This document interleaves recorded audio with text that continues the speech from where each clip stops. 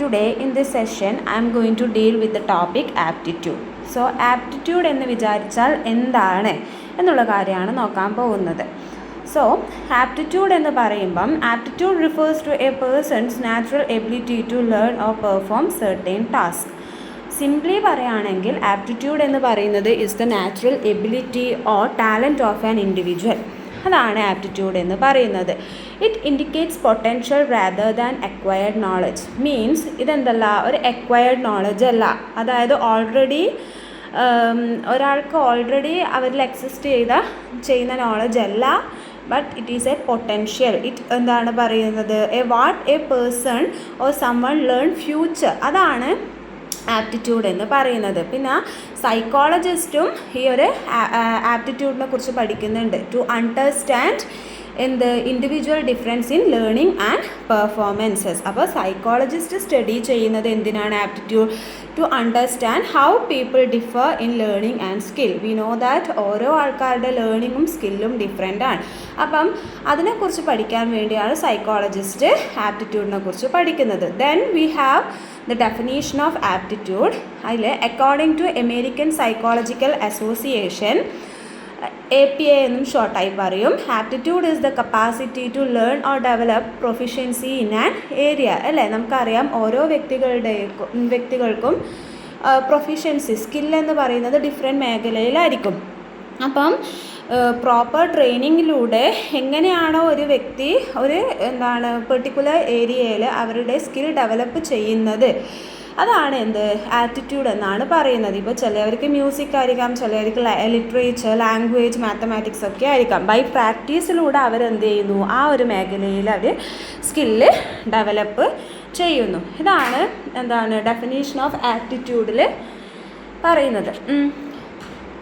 അപ്പം എങ്ങനെയാണ് ബൈ പ്രാക്ടീസിലൂടെ എങ്ങനെയാണ് ഒരു വ്യക്തി ആ ഒരു മേഖലയിൽ സ്കിൽഡ് ആവുന്നത് എന്നുള്ളത്. ഇനി ക്യാരക്ടറിസ്റ്റിക്സ് ഓഫ് ആപ്റ്റിറ്റ്യൂഡ് എടുത്ത് നോക്കുകയാണെങ്കിൽ, ആപ്റ്റിറ്റ്യൂഡ് എന്ന് പറയുന്നത് അതൊരു നാച്ചുറൽ എബിലിറ്റിയാണ്. പിന്നെ can be improved with practice. അല്ലേ, പ്രാക്ടീസിലൂടെ ഇംപ്രൂവ് ചെയ്യാം. പിന്നെ specific to certain skills or activities measured using അതായത് ദർ ആർ ഡിഫറെൻറ്റ് ടെസ്റ്റ് ഒക്കെ മെഷർ ചെയ്യാൻ വേണ്ടി, ഒരാളുടെ ആപ്റ്റിറ്റ്യൂഡ് മെഷർ ചെയ്യാൻ വേണ്ടി പല രീതിയിലുള്ള ടെസ്റ്റ് ഒക്കെ ഉണ്ട് എന്നാണ് പറയുന്നത്. And which also help in career and educational planning. നമ്മളുടെ ഫ്യൂച്ചറിൽ നമ്മളുടെ എഡ്യൂക്കേഷൻ പ്ലാനിങ് ആയിക്കോട്ടെ, നമ്മളുടെ കരിയർ സെലക്ട് ചെയ്യാനായിക്കോട്ടെ, എല്ലാം എന്ത് ചെയ്യുന്നുണ്ട്, ഈ ആപ്റ്റിറ്റ്യൂഡ് ഹെൽപ്പ് ചെയ്യുന്നുണ്ട്. ഒരു നാച്ചുറൽ എബിലിറ്റിയാണ്. അല്ലേ, പ്രാക്ടീസിലൂടെ നമുക്ക് നമ്മളുടെ പ്രൊഫിഷ്യൻസി മോൾഡ് ചെയ്തെടുക്കാം, സ്കില്ല് മോൾഡ് ചെയ്തെടുക്കാം എന്നുള്ള കാര്യമാണ് പറയുന്നത്. പിന്നെ it can be measured using various test. പല രീതിയിലുള്ള ടെസ്റ്റുമുണ്ട് ആപ്റ്റിറ്റ്യൂഡ് മെഷർ ചെയ്യാൻ വേണ്ടിയിട്ട്. പിന്നെ യൂസ്ഫുൾ. അല്ലേ, ഭാവിയിൽ നമുക്ക് നമ്മളുടെ എഡ്യൂക്കേഷൻ ഏത് മേഖലയിലാണ് നമ്മൾ തിരഞ്ഞെടുക്കേണ്ടത്, ഏത് മേഖലയിൽ പോയാലാണ് നമ്മൾക്ക് സക്സസ് ഉണ്ടാവുക എന്നുള്ള കാര്യങ്ങളൊക്കെ നമ്മൾ എങ്ങനെയാണ് മനസ്സിലാക്കുന്നത്? ഈസ് ത്രൂ നമ്മളുടെ ആപ്റ്റിറ്റ്യൂഡ് അനുസരിച്ചിട്ടാണ് നമ്മൾ ഓരോ മേഖലകളും തിരഞ്ഞെടുക്കുന്നത്.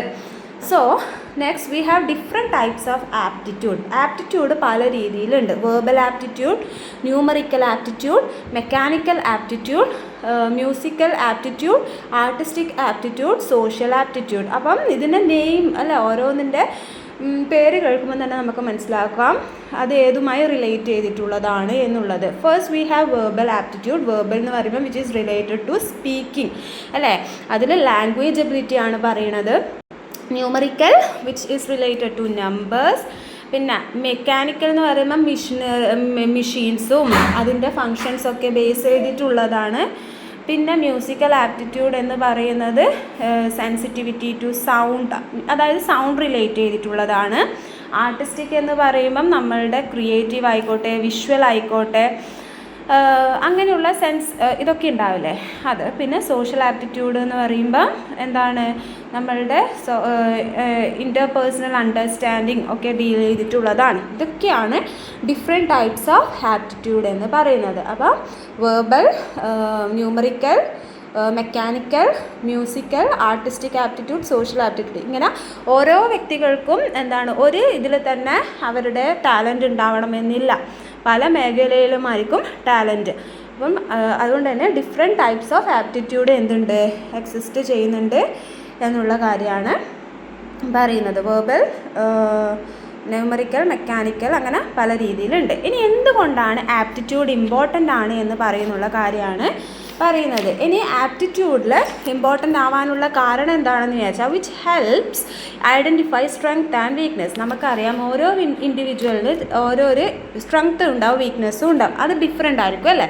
ഒരു ഇൻഡിവിജ്വലിനുള്ളത് പോലെ ആയിരിക്കില്ല വേറൊരു ഇൻഡിവിജ്വലിന്. അപ്പം എന്ത് ചെയ്യും, നമുക്ക് നമ്മളുടെ സ്ട്രെങ്ത്തും വീക്ക്നെസ്സും ഈ ആപ്റ്റിറ്റ്യൂഡിലൂടെ അണ്ടർസ്റ്റാൻഡ് ചെയ്യാൻ വേണ്ടിയിട്ട് പറ്റും. പിന്നെ എഡ്യൂക്കേഷണൽ ഗൈഡൻസ് ആയിക്കോട്ടെ, കരിയർ കൗൺസിലിങ്ങിനൊക്കെ യൂസ്ഫുള്ളാണ്. Predict academic and job performance. പിന്നെ aids in personnel selection and training programs. ഇതിലൊക്കെ എന്താണ് ആപ്റ്റിറ്റ്യൂഡ് ഇമ്പോർട്ടൻ്റ് ആണ്. ഈ ഒരു ഇതെല്ലാം എടുത്ത് നോക്കുമ്പോൾ ആപ്റ്റിറ്റ്യൂഡ് ഇമ്പോർട്ടൻ്റ് ആണ് അല്ലേ. നമ്മളുടെ സ്ട്രെങ്ത് ആൻഡ് വീക്ക്നെസ് അണ്ടർസ്റ്റാൻഡ് ചെയ്യാൻ വേണ്ടി പറ്റുമെന്ന് പറഞ്ഞു. പിന്നെ നമ്മൾക്ക് കുറച്ച് കഴിയുമ്പോൾ നമ്മളുടെ ഭാവിയിൽ നമ്മൾക്ക് ഏത് ഫീൽഡിലാണോ അല്ലേ, ഇപ്പം എഡ്യൂക്കേഷണൽ ഗൈഡൻസ്, ഇപ്പം ചിലവർക്ക് മാത്സ് ആയിരിക്കും ഇഷ്ടം, ചിലവർക്ക് ലാംഗ്വേജ് ആയിരിക്കും ഇഷ്ടം. അതൊക്കെ ഓരോരാളുടെ പ്രൊഫഷൻസി അല്ലെങ്കിൽ skill over the subject base ചെയ്തിരിക്കും. എല്ലാവർക്കും ഒരുപോലെ ആയിരിക്കില്ല. അപ്പം ഏതിലാണോ നമ്മളുടെ ടാലൻറ്റ് നമുക്ക് നല്ല രീതിയിൽ മുന്നോട്ട് കൊണ്ടുപോകാൻ പറ്റുക അത് ബേസ് ചെയ്തിട്ടാണ് നമ്മളുടെ എഡ്യൂക്കേഷൻ ആയിക്കോട്ടെ നമ്മളുടെ കരിയറൊക്കെ സെലക്ട് ചെയ്യുന്നത്. അതിലൂടെ അതിൽ നമ്മൾ സക്സസ് ആയ നല്ല ജോബൊക്കെ നമുക്ക് കിട്ടും. അപ്പം ഇതൊക്കെ എന്ത് ചെയ്യും, നമ്മളുടെ ആപ്റ്റിറ്റ്യൂഡിനെ അല്ലേ, ഇതൊക്കെ ഈ ഒരു രീതിയിലൊക്കെ ആപ്റ്റിറ്റ്യൂഡ് എന്ന് പറയുന്നത് വളരെ ഇമ്പോർട്ടൻ്റ് ആയിട്ടുള്ള കാര്യമാണ്. Okay, next we are going to discuss about how is aptitude measured. As I have already mentioned that aptitude measure ചെയ്യാൻ വേണ്ടി ഡിഫറെൻറ്റ് എന്തുണ്ട് ടെസ്റ്റ് ഉണ്ട് എന്നുള്ള കാര്യം പറഞ്ഞു. First we have DAT, that means differential aptitude test, പിന്നെ scholastic aptitude test, that is SAT, and general aptitude test battery, that is GATB. These all are the different tests related to aptitude. Okay, ഇതൊക്കെയാണ്. ഇത് മൂന്നും എന്താണ് different എന്താണ് aptitude ടെസ്റ്റാണ്. ഓരോ ഇൻഡിവിജ്വൽസിൻ്റെ aptitude different ആണ്. അപ്പോൾ അതൊക്കെ മെഷർ ചെയ്യാൻ വേണ്ടി ഉപയോഗിക്കുന്ന ടെസ്റ്റാണ് ഈ ഒരു DAT ആയിക്കോട്ടെ, SAT ആയിക്കോട്ടെ, GATB ഒക്കെ വരുന്നത്. ഇതൊക്കെ help match individual with suitable എഡ്യൂക്കേഷനോ കരിയർ പാർട്സ്. ഇതിലൂടെ അല്ലെ ഓരോ വ്യക്തികൾക്കും അവരുടെ എന്താണ് ഏത് മേഖലയിൽ പോയാലാണ് അവർക്ക് സക്സസ് ഉണ്ടാവുക, അവരുടെ കരിയർ ഏത് മേഖലയിൽ പോയാലാണ് അവരുടെ കരിയർ ഡെവലപ്പ് ചെയ്യുക, എഡ്യൂക്കേഷനൊക്കെ നല്ല രീതിയിൽ പോവുക. അപ്പം ഇങ്ങനെയൊക്കെ മെഷർ ചെയ്യാൻ വേണ്ടി ആ മെഷറിങ്ങിലൂടെ സക്സസ് എന്താണ് കിട്ടും. അപ്പം അതാണ് അതിന് വേണ്ടിയിട്ടാണ് ഈ DAT ആയിക്കോട്ടെ, SAT ആയിക്കോട്ടെ, GATB ആയിക്കോട്ടെ ഇങ്ങനെയുള്ള ഡിഫറെൻറ്റ് എന്താണ് ആപ്റ്റിറ്റ്യൂഡ് മെഷേഴ്സ് യൂസ് ചെയ്യുന്നത്. Next we have applications. ഇനി ആപ്റ്റിറ്റ്യൂഡ് എന്താണ് ഡിഫറെൻറ്റ് ഫീൽഡിലും അപ്ലൈ ചെയ്യുന്നുണ്ട്. അതിൽ ഫസ്റ്റ് വരുന്നതാണ് educational field, then career guidance, പിന്നെ എംപ്ലോയ്മെൻറ്റ്, റിസർച്ച്. ഇങ്ങനെയുള്ള ഡിഫറെൻറ്റ് മേഖലയിൽ എന്താണ് ആപ്റ്റിറ്റ്യൂഡ് എന്ത് ചെയ്യുന്നുണ്ട് അപ്ലൈ ചെയ്യുന്നുണ്ട്. ഇനി എഡ്യൂക്കേഷൻ്റെ കേസിൽ എങ്ങനെയാണ് അപ്ലൈ ചെയ്യുന്നത്? In case of educational helps in subject or course selection അല്ലേ. നമ്മളുടെ ഇപ്പം എന്താണ് ഒരു ഇൻഡിവിജ്വലിന് ആപ്റ്റിറ്റ്യൂഡ് ആ വ്യക്തിയുടെ എന്താണ് ടേസ്റ്റ് അനുസരിച്ചിട്ട് അവരുടെ സബ്ജക്റ്റ് ആയിക്കോട്ടെ കോഴ്സൊക്കെ സെലക്ട് ചെയ്യുന്നുണ്ട്. പിന്നെ കരിയർ ഗൈഡൻസ് ഏത് പ്രൊഫഷനാണോ ഒരു ഇൻഡിവിജ്വൽ എന്താണ് അവരുടെ ആപ്റ്റിറ്റ്യൂഡ് മെഷർ ചെയ്തിട്ട് തനിക്ക് ഏത് പ്രൊഫഷനാണോ നല്ലത് എന്നുള്ളത് അവർ ഡിറ്റർമൈൻ ചെയ്യുന്നുണ്ട്. പിന്നെ എംപ്ലോയ്മെൻറ്റ്, ഓക്കെ, അതേപോലെ തന്നെ റിസർച്ച്. ഇങ്ങനെയുള്ള മേഖലയിലൊക്കെ എന്ത് ചെയ്യുന്നുണ്ട് ആപ്റ്റിറ്റ്യൂഡ് എന്ത് ചെയ്യുന്നുണ്ട് അപ്ലൈ ചെയ്യുന്നുണ്ട്. സോ ആപ്റ്റിറ്റ്യൂഡ് അപ്ലൈ ചെയ്യുന്ന ഡിഫറെൻറ്റ് ഫീൽഡ്സ് എന്ന് പറയുന്നത് education, career guidance, employment and research. Next we have certain there are certain limitations. Okay, ഇതിൽ എന്തുണ്ട്, ലിമിറ്റേഷൻസും ഉണ്ട് എന്നുള്ള കാര്യമാണ് പറയുന്നത്. എന്തൊക്കെയാണ് limitation? may not measure creativity or motivation, result can be influenced by text anxiety, പിന്നെ കൾച്ചർ, അതേപോലെ തന്നെ environmental factors effect performance, should not be used as the only criteria for discussion എന്നുള്ള കാര്യമാണ് പറയുന്നത്. അതായത് എന്താണ്, ഒരു വ്യക്തിയുടെ ക്രിയേറ്റിവിറ്റിയും മോട്ടിവേഷനൊന്നും നമുക്ക് ഈ ആപ്റ്റിറ്റ്യൂഡ് ടെസ്റ്റിലൂടെ മനസ്സിലാക്കാൻ വേണ്ടി പറ്റില്ല. അതേപോലെ തന്നെ ഈ റിസൾട്ട്സിൽ, ഈ ഡിഫറെൻറ്റ് ടെസ്റ്റ് ചെയ്യുമ്പോൾ റിസൾട്ട്സിൽ എന്ത് വരാം, വേരിയേഷൻസ് വരാം. എന്തുകൊണ്ട്? ബിക്കോസ് ഓഫ് സ്ട്രെസ് ആയിക്കോട്ടെ, ഫിയർ, എങ്ങനെയുള്ള ഫാക്ടേഴ്സൊക്കെ കാരണം എന്ത് ചെയ്യാം, റിസൾട്ട്സ് മാറ്റം വരാം. പിന്നെ കൾച്ചർ ആൻഡ് എൻവയോൺമെൻറ്റൽ ഫാക്ടേഴ്സും എന്ത് ചെയ്യുന്നുണ്ട്, വിച്ച് അഫക്ട് ദ സ്കോർസ് എന്നുള്ള കാര്യം പറയുന്നുണ്ട്. ഇനി ഇത് മാത്രം എന്താണ്, ഈ ആറ്റിറ്റ്യൂഡ് ടെസ്റ്റിലൂടെ മാത്രം നമുക്ക് എന്താണ് ഡിസിഷൻസ് എടുക്കാൻ വേണ്ടി പറ്റില്ല. ലൈക്ക് എന്താണ്, ഒരാളുടെ ആപ്റ്റിറ്റ്യൂഡ് ഇതാണ്, ഒരാളുടെ കഴിവ് അല്ലെങ്കിൽ ഒരാളുടെ ടാലൻറ്റ് ഇതാണ് എന്നുള്ളത്, ഇത് മാത്രമാണ് ഒരാളുടെ കഴിവ് എന്ന് മനസ്സിലാക്കാൻ വേണ്ടിയിട്ട് പറ്റൂല. അപ്പോൾ സെർട്ടൻ ലിമിറ്റേഷൻസും എന്തുണ്ട്, ഈ ഒരു ആപ്റ്റിറ്റ്യൂഡിനുണ്ട് എന്നുള്ള കാര്യമാണ് പറയുന്നത്. ഓക്കെ, സോ എന്താണ്, ഇറ്റ് മേ വേരി അല്ലേ, ടെസ്റ്റിൻ്റെ റിസൾട്ട്സ് ഒക്കെ എന്ത് ചെയ്യും, വേരി ചെയ്യും based on the different factors, circumstances, the people around dum, അതേപോലെ തന്നെ കൾച്ചർ ആയിക്കോട്ടെ, അവരുടെ എൻവയോൺമെൻറ്റൽ ഫാക്ടേഴ്സ് ആയിക്കോട്ടെ, എല്ലാം എന്ത് ചെയ്യും, ഇതിനെ